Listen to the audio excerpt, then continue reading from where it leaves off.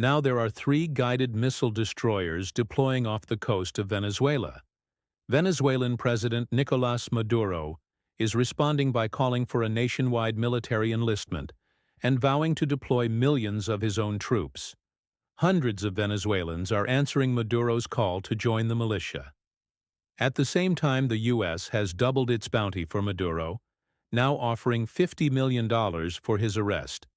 It's all part of President Trump's plan to combat drug cartels in Latin America.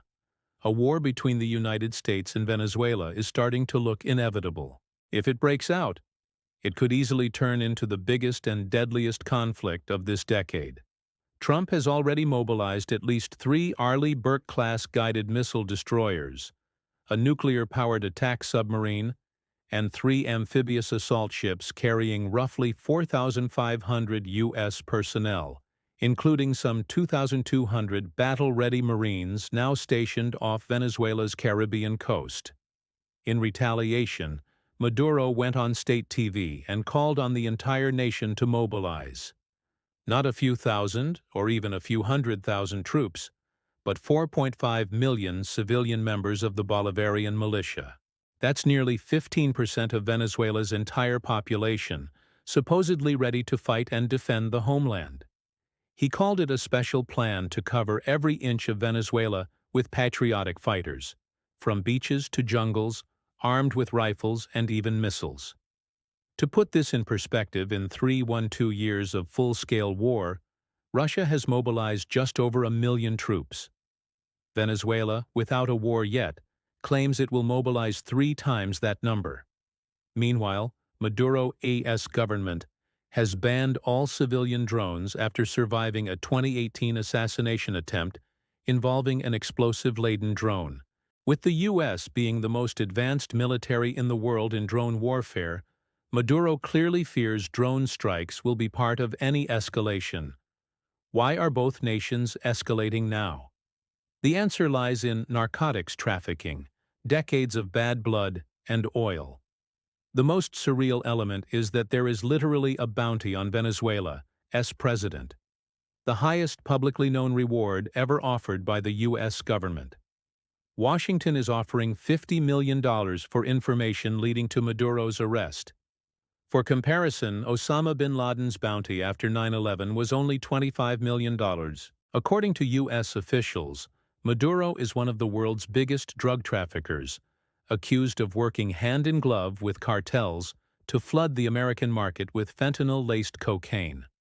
Cocaine is a stimulant that floods the brain with dopamine, causing euphoria, confidence, and energy.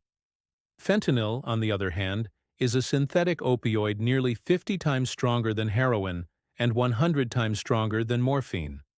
Just 2 milligrams, an amount small enough to balance on a pencil tip, can kill a healthy adult.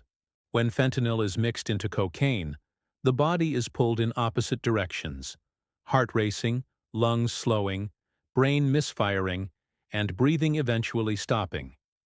Many so-called overdoses are actually poisonings from fentanyl hidden inside cocaine, heroin, or counterfeit pills. Cartels mix it in because it's dirt cheap and stretches profits, even though they know how little it takes to kill. Drug overdoses were already one of America's leading causes of death, but fentanyl has turned the crisis into something darker. Venezuelan cartels, according to U.S. officials, are weaponizing fentanyl as a tool of profit and destruction. This is why Trump has been so fixated on the fight. On day 1 of his return to office in January, he signed an executive order putting cartels in the same legal category as Al-Qaeda and ISIS. He directed the State Department to designate violent cartels across Latin America as foreign terrorist organizations. That opened the door for the U.S. military and intelligence agencies to act directly against them anywhere they operate. By February, 8 organizations were formally designated, including Mexico's Sinaloa and Jalisco cartels, El Salvador's MS-13, and Venezuela's Tren de Aragua. For Washington, Venezuelan traffickers are the biggest problem. For decades, U.S. officials have warned Caracas about drug shipments moving through its territory, and every year it has worsened. In August, the U.S. Attorney General doubled the bounty on Maduro to $50 million, citing his alleged collusion with Venezuela's Cartel de los Soles, Cartel of the Suns, a military-run drug cartel, as well as Mexico's Sinaloa cartel. This is why U.S. warships and Marines are now off Venezuela's coast. Officially, the Pentagon calls it a counter-narcotics operation, but the show of force is clear. These warships can track smugglers, conduct surveillance, and if ordered, launch precision strikes. Beyond intimidation, the bounty on Maduro also sows paranoia inside his circle. Who might betray him for millions?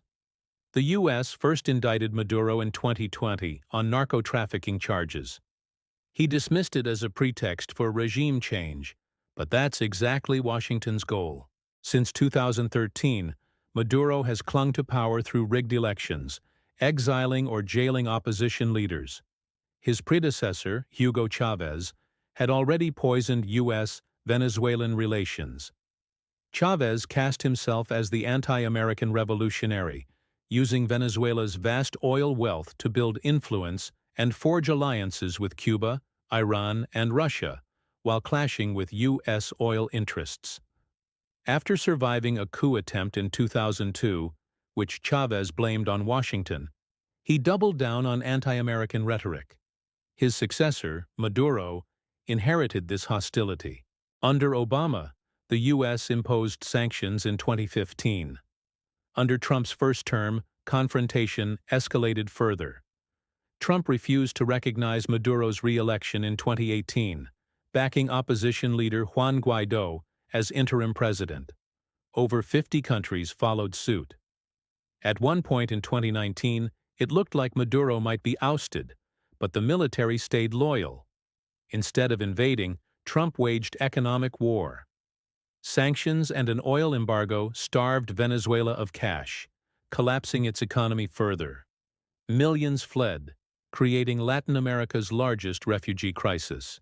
Yet Maduro survived with help from Russia, China, Iran, and Cuba, who kept his regime afloat through covert oil and gold deals. By 2020, Washington escalated further, indicting Maduro and offering bounties, something not seen since the U.S. went after Panama's Manuel Noriega in the 1980s. The years that followed saw botched attempts like Operation Gideon, where dissidents and American ex-soldiers tried and failed to capture Maduro by sea in 2020. It only bolstered Maduro's propaganda. Biden later tried negotiation, briefly easing sanctions in exchange for political concessions. Talks stalled, however, and Maduro once again rigged elections in 2024, declaring himself the winner, despite widespread accusations of fraud. By 2025, with Trump back in the White House, the U.S. once again refused to recognize Maduro's presidency. Trump's administration designated Tren de Aragua and other groups as foreign terrorist organizations, further justifying aggressive measures. For Washington, Maduro isn't a legitimate head of state, but a narco-dictator whose network kills nearly 100,000 Americans annually. This framing makes intervention seem less like invasion and more like law enforcement, similar to how Noriega was toppled in 1989. Maduro, of course, insists this is U.S. imperialism aimed at seizing Venezuela's oil. And oil is indeed central. Venezuela has the world's largest proven reserves, though production has collapsed from over 3 million barrels per day in the 1990s to less than 900,000 today. Still, in a world where energy markets are volatile, Venezuela's oil remains a major prize. China and Russia remain key lifelines, with Beijing pouring billions into oil deals and Moscow providing military cooperation. Both oppose U.S. intervention, though neither is likely to fight directly for Venezuela. If conflict escalates, it could become protracted and bloody. Venezuela's military, though weakened, remains sizable, and Maduro claims millions of militia members are ready to fight.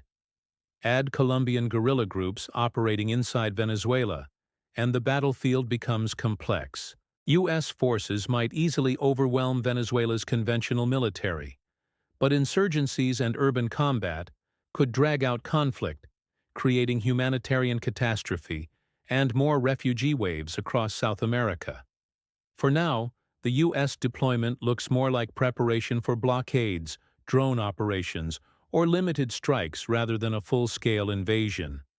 Still, if Maduro feels existentially threatened, he could resort to desperate measures, including cyber attacks, unrest in neighboring countries, or even sponsoring terrorist activity abroad.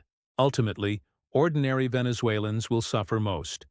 They have already endured hyperinflation, shortages, and repression. The prospect of their country becoming a battlefield is devastating.